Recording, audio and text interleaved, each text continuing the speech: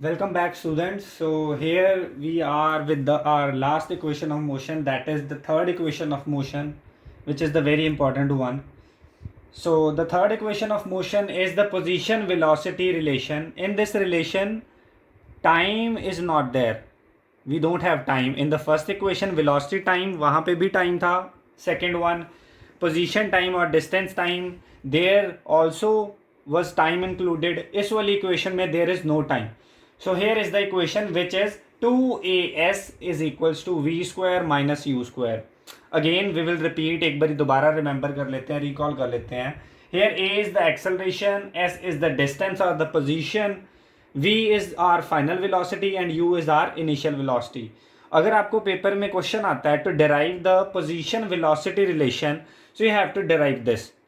The graph for all these equations will remain the same. So graph is the most important part. अगर आप graph plot अच्छे से नहीं करोगे, you will not be able to derive these equations. So let us know what this graph means. In this equation, as we already know, to find the distance, because यहाँ पे position की बात हो रही है, so we will discuss about the position distance as well.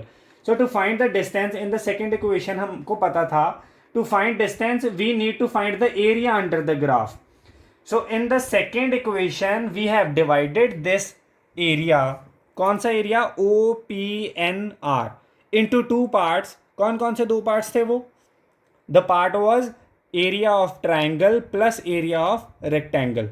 So हमने in the second equation we have divided this area into two parts. अभी in this equation we will not break down, divide this area into two parts. We will calculate the area of this. So आप अगर इस चीज़ को देखते हो, ये proper diagram को, तो it looks like a trapezium. So you must know the formula for area of trapezium. So हम यहाँ पे डिस्कस करेंगे. So to find the area of OPNR, साथ साथ में आप ग्राफ देखते जाइए. To find the area of OPNR, which is the trapezium. So the formula for trapezium is, we are putting S क्योंकि हमें distance find करना है.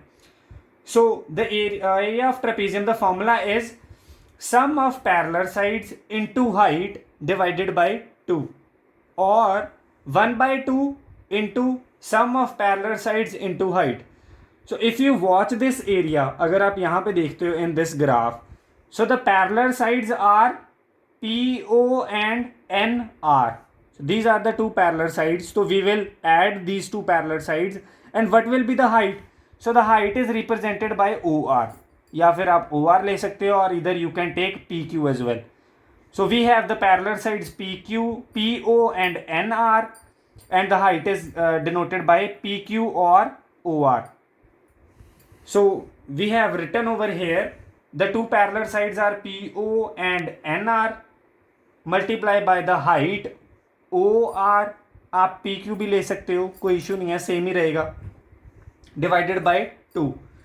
So here we have write down the value of PO. PO यहाँ पे हमें पता है, it is denoted by U, and NR is denoted by V. ये पूरा NR था, तो ये है V, और इतना पार्ट था हमारे पास V माइनस यू. सो यहाँ पे हम बात कर रहे हैं पैरेलल साइड्स की. सो PQ के पैरेलल कौन सी साइड है? NR. सो हम पूरी NR की वैल्यू ले रहे हैं. सो यहाँ पे हमारे पास आ गया V plus you. The OR, the height is T. सो ये वाला डिस्टेंस जो है बीच वाला, दैट इज T. सो यहाँ पे हमने लिख दिया T. नाउ हमने क्या करना है, जो दिस टू इज मल्टीप्लाई, क्योंकि ये यहाँ पे डिवाइड हो रहा है, जो चीज़ यहाँ पे डिवाइड हो रही है वो इक्वल टू के दूसरी साइड में जाके it will be multiply with the other thing. So ये 2 यहाँ पे जाके बन जाता है 2s, और पीछे हमारे पास क्या रह गया, v plus you into T, या आप इसे u प्लस वी भी लिख सकते हो, बोथ आर सेम, प्लस का साइन ही है. सो यहाँ पे the last important trick was, आपको याद करनी है फर्स्ट इक्वेशन ऑफ मोशन. यहाँ पे मैंने छोटा सा लिखा है, अगर आपको याद हो, first equation of motion is v is equals to u plus at.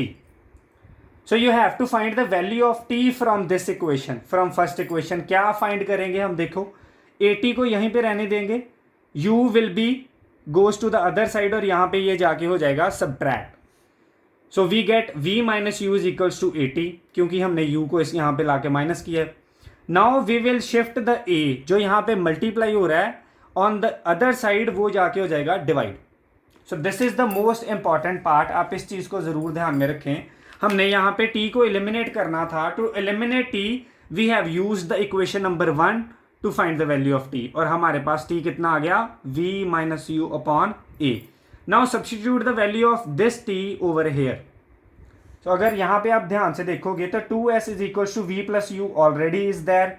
We have substituted the value of t जो कि है v minus U over a. Again now shift this a to the other side, ये यहां पे आके multiply होके बन गया 2as, और आपके पास पीछे रह जाएगा v plus U and v minus U. Here you will use the identity a plus b into a minus b which is your a square minus b square. So finally अगर आप इन दोनों को मल्टीप्लाई करोगे you will get v square minus U square, and a जो था वो आपका ऑलरेडी इस साइड आ चुका है. So this is your required relation, and with this we are done with the third equation as well. I have discussed all these three equations one by one. You can check the link of all these three equations in the description box, including the first and the second. If you like our video, please share and subscribe this video, and do subscribe the channel. Thank you so much guys. This is it for now. We will be back with the last topic of motion chapter, that is uniform circular motion. We will just do the introduction for that. Thank you. Stay safe guys. Stay home. Thank you so much.